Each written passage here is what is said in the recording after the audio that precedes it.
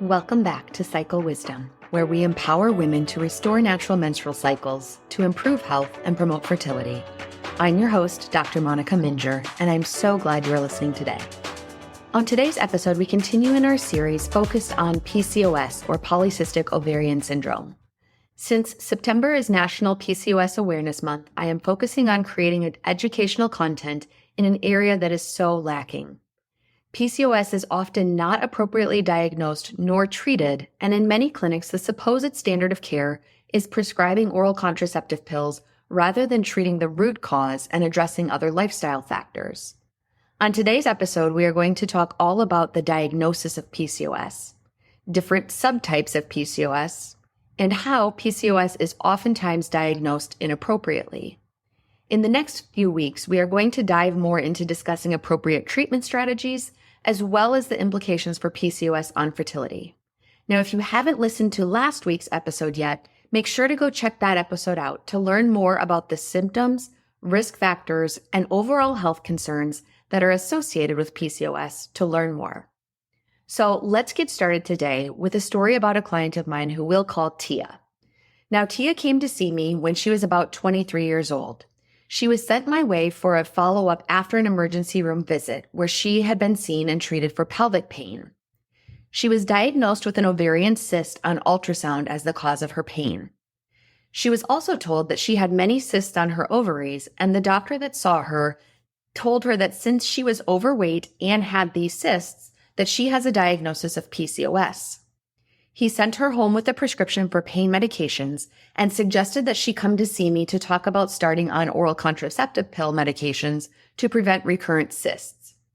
Now, unfortunately, this is a very common occurrence, and I often see women who are told they have PCOS diagnosed based on just a single ultrasound alone without taking anything else into consideration. So rather than just start her on the oral contraceptive pills that the ER doctor had recommended, we asked Tia some more questions. Upon more thorough investigation, we found out that she had normal cycles that were happening about every 30 days. Furthermore, she did not have any symptoms of facial hair growth or hair growing in unusual places that would lead me to believe that she had excess androgens.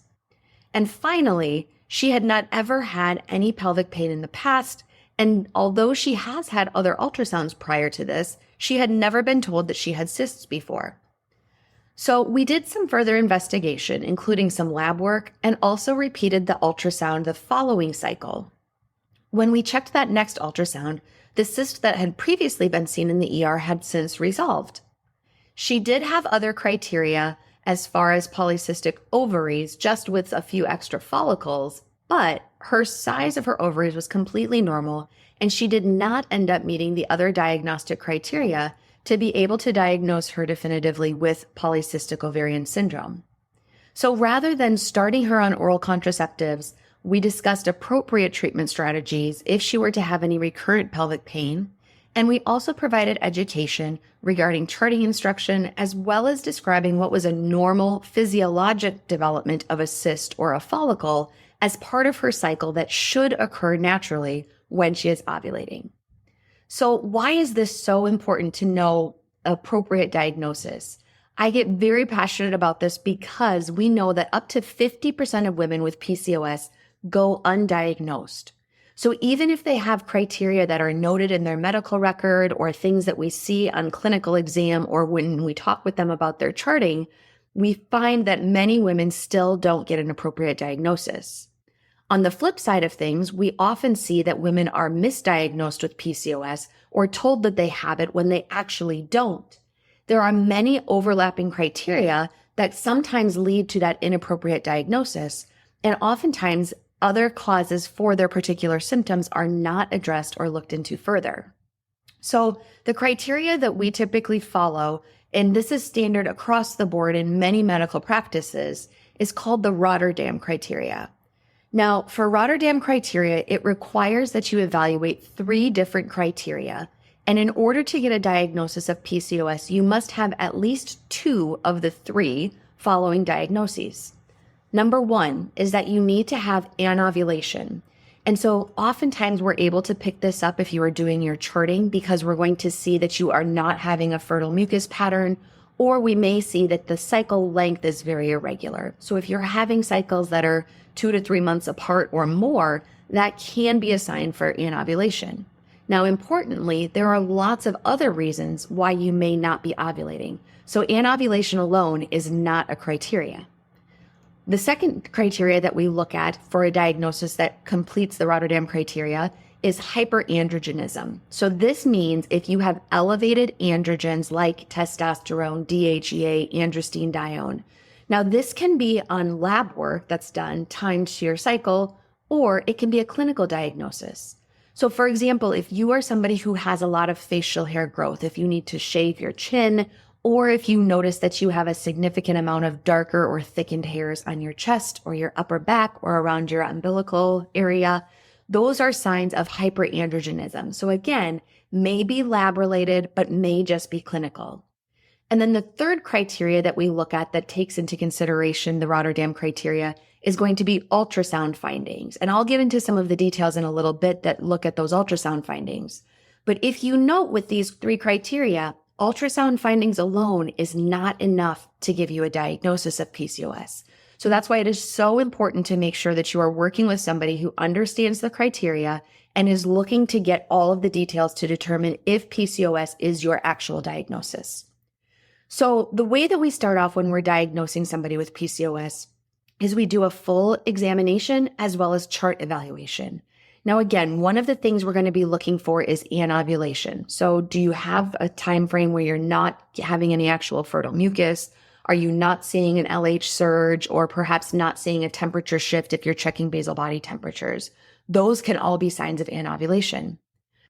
Another sign that we look for is if you have long cycles. So what this means is that if you have been having periods for at least 3 years, that your cycles are happening more than 35 days apart consistently, or if you look back over the course of 1 calendar year, that you have had less than 8 cycles during that time frame.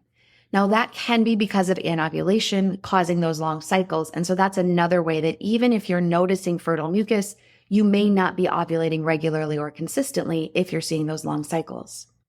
Now, if you have not yet started having periods by the time that you are 15 years of age, or if you have had breast development for at least 3 years and still don't have a period, that can be another sign of PCOS, and it can be a reason for your cycles not starting altogether.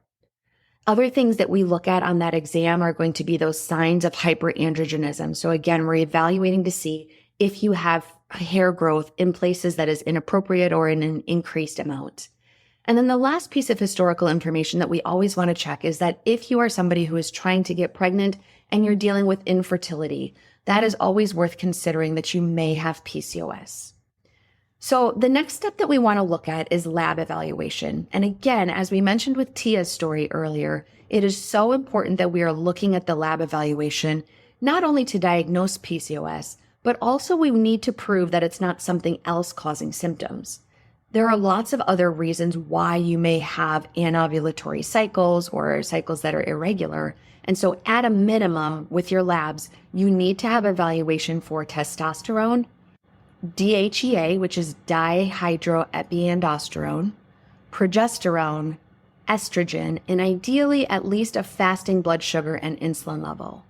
Now, not all of these are going to be diagnostic criteria, but all of them are going to help us to look at that bigger picture so that if it's PCOS, we know more appropriately how to treat. Other things to consider as things that need to be ruled out is that you should always have a complete thyroid panel done. And if you don't know what a complete thyroid panel is, go back and check out my episode where we talk all about thyroid. This is not just checking a TSH. That is not going to be enough here. If you're able to have a timed lab draw, if we can find that you're having somewhat regular cycles, that is always best. But even if you're not having regular cycles, you can still get labs drawn to check for other things like prolactin, cortisol, luteinizing hormone, follicle stimulating hormone, anti-Mullerian hormone, 17-hydroxyprogesterone, as well as an oral glucose tolerance test along with insulin levels. Now, these that I just mentioned are not necessarily diagnostic for PCOS, but They do help us to rule out any other underlying causes that may be causing these issues that you're having with your symptoms.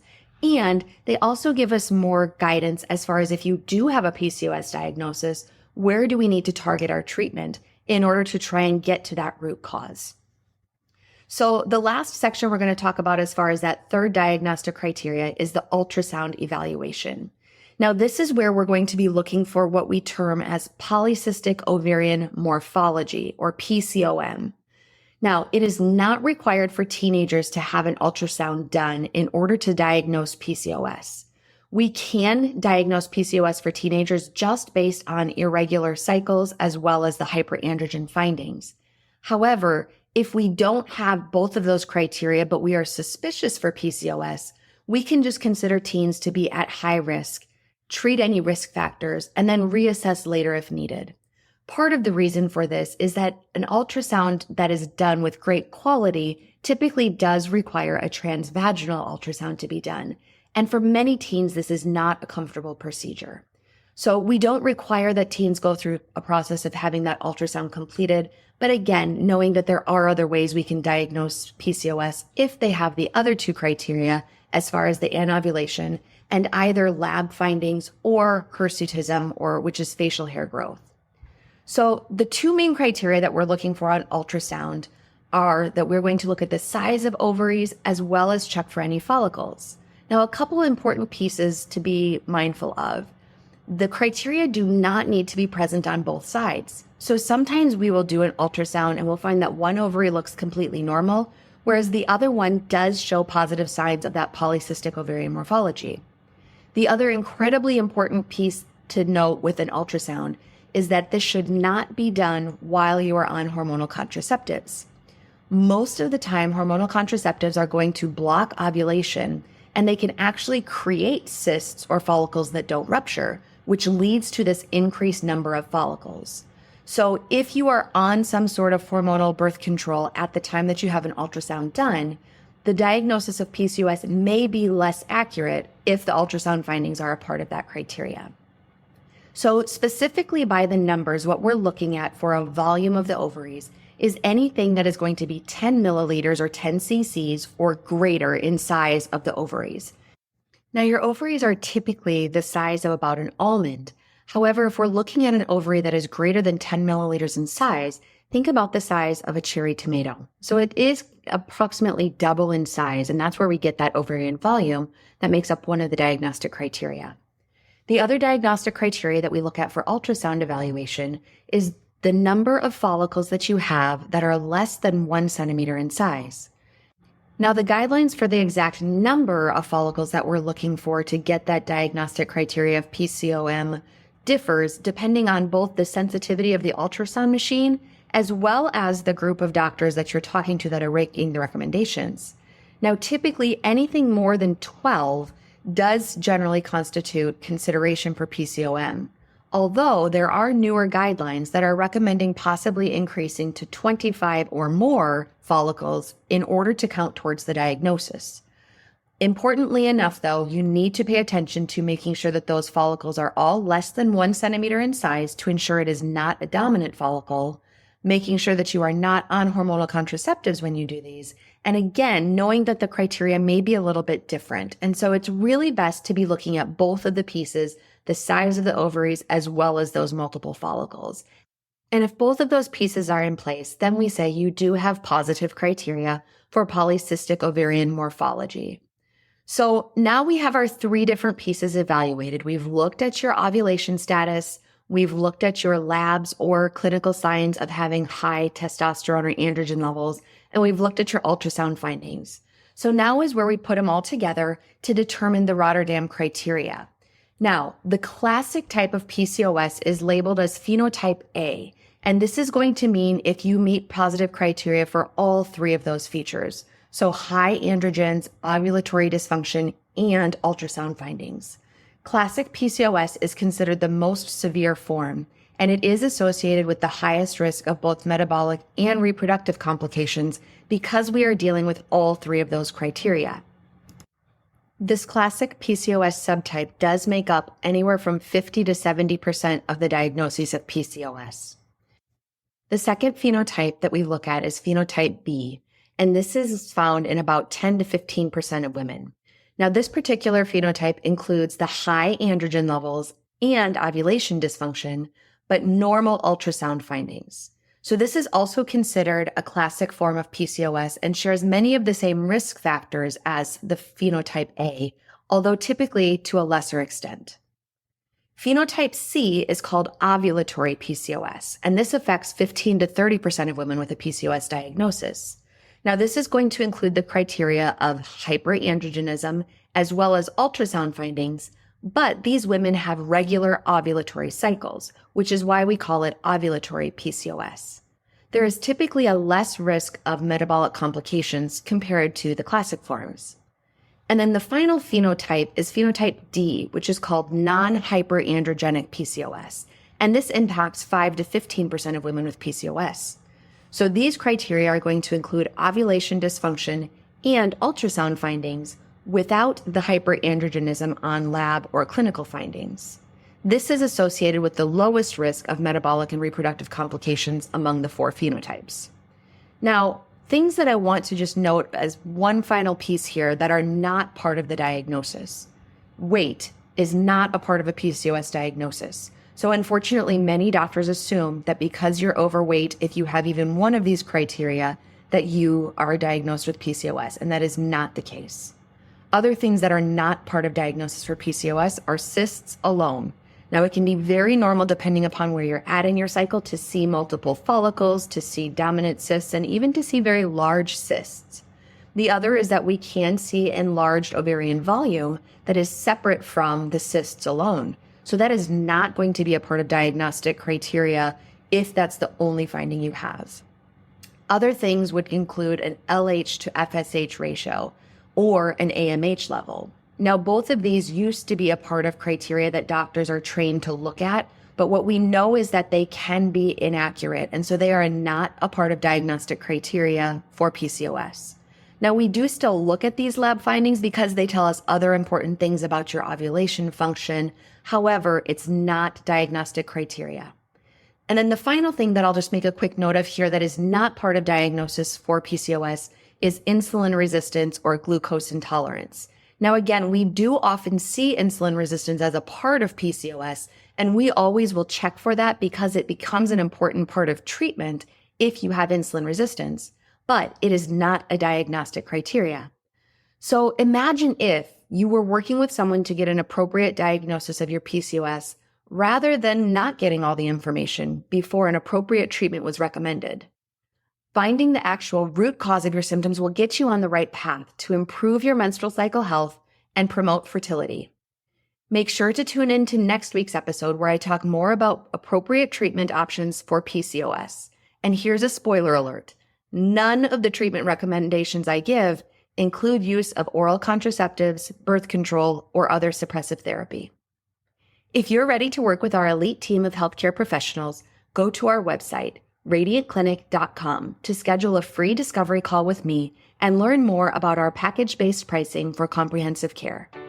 We are currently able to see people for in-person appointments in the Cedar Rapids, Iowa area, or can arrange for a telehealth visit if you live in the states of Iowa, Illinois, or Minnesota. Thank you so much for listening to this episode. Please share this podcast with someone in your life who would benefit from our services. Remember to subscribe to this podcast for more empowering content that I look forward to sharing with you on our next episode of Cycle Wisdom.